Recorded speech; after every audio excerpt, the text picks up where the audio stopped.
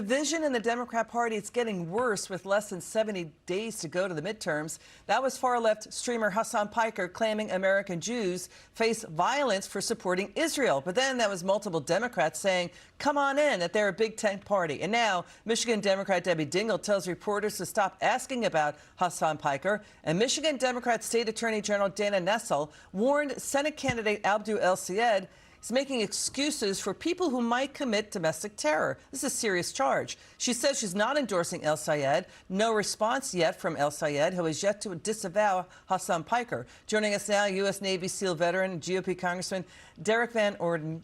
Congressman, it's good to see you. Thank you for your service to America. What's your reaction to all of what you heard? Because we're tracking the data. The majority of Democrats likely running for the White House in 2028 are silent, not saying anything about Hasan Piker. Only a dozen Democrats out of 259 in the House and Senate denounced what he has said. Well, Debbie and I have a very cordial relationship, but there's a 100% chance the first thing I ask her about when I see her next week will be Hasan Piker. Here's what's taking place right now. The Democrats got polling back, and they figured out that Americans are not anti-Semites. But you have to understand that they're only saying this to get personal power. Do you remember when every Democrat wanted to defund the police and open the borders and give illegal aliens free health care? They still do, but they did polling saying that it was unpopular.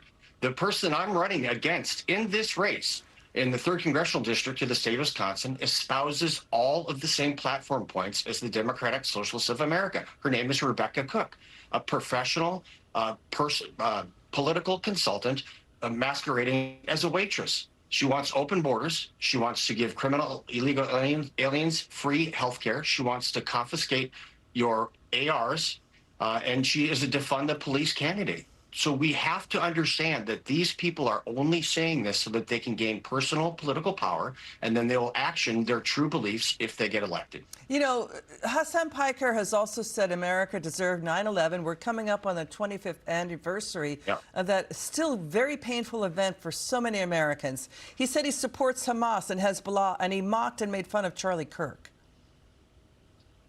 I spent over 20 years in sustained combat. Back and forth between Iraq, Afghanistan, the Horn of Africa, fighting the savages that attacked our country on 9/11. And anybody that says that they support that, they need to rethink their American citizenship. It's absolutely disgusting. I can't even tell you how many of my friends have been killed in the GWOT. So this guy is literally pond scum. And when people associate with him, they are truly showing their real colors. I went to Israel immediately following October 7th. I was the first member of the United States government to go there. And I did it as a private citizen. I didn't make the government pay for that. And I did it because I knew that people would start saying, did that really happen? Was it so bad? Did they really kill all those people? You know why? Because they did the same thing about the Shoah, the Holocaust. We have Holocaust in ours now. I'm sure that he's one of them right there. So the incredibly grotesque crimes that were applied to the Jews in Israel at October 7th, they're absolutely disgusting and need to be condemned resoundingly by everyone. Congressman Derrick Van Orden, thank you so much. Thank you for your service to America.